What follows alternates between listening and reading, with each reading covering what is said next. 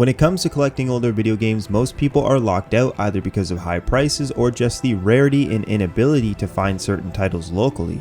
And although there are a lot of consoles that appear at every flea market, most are just too expensive for your average consumer. So I thought now would be a good time to make a video discussing what older consoles are still worth collecting for and the ups and downs of various systems when collecting. Now please keep in mind I'm only discussing consoles prior to the Xbox 360 and PS3, so basically stuff just before 2005. Let's get into it.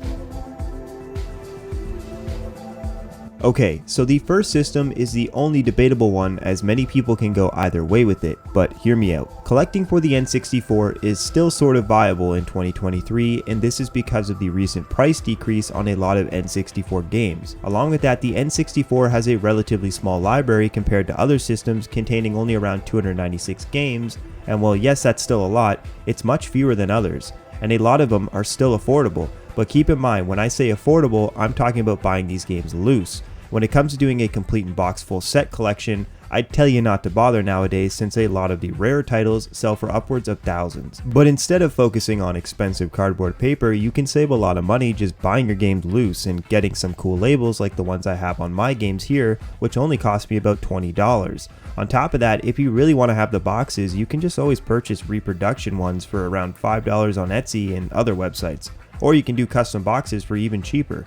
So basically what I'm saying is the N64 is not the cheapest of consoles, but it's a quality one that is easy to collect for due to its popularity, and it feels more substantial compared to buying loose GameCube discs. Now the next console is one I'm sure many people are expecting to see, and that is the PS2. And while yes, this system isn't as cheap as it once was, it's still got a great selection with low prices. And I'd say what makes the PS2 stand out is the fact that it does a lot of what the GameCube does, minus the Nintendo games. But still, it's a console that has a lot of titles at around half the price of what you'd pay on the GameCube.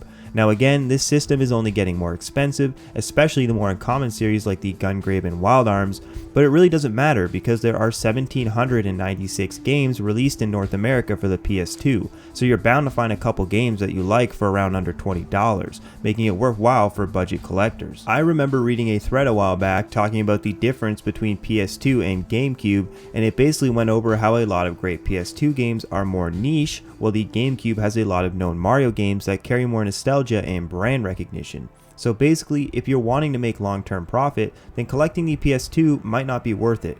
But if you're wanting to play the games and keep them at least for a long time, then I'd 100% recommend buying for the PS2. Alrighty, so the last and final retro console I'd recommend collecting for is the original Xbox. Now the reason for this is because of how great a lot of the original Xbox games are and how cheap you can get them.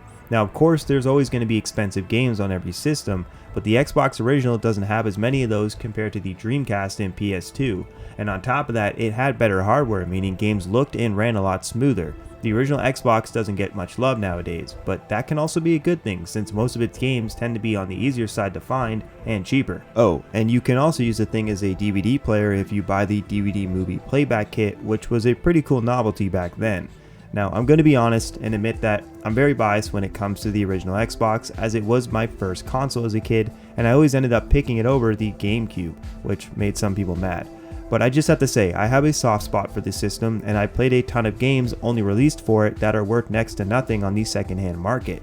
If you're wanting a cheap but quality retro console, I'd 100% recommend purchasing an Xbox for around $30 and a few games to see if you like it. And well, that's the end of my video. I hope it maybe convinced you to try out a new console, and if I missed a system, please let me know down in the comments as I'm always wanting to hear what you guys think. Anyways, with that said, I hope you have an amazing day. Bye.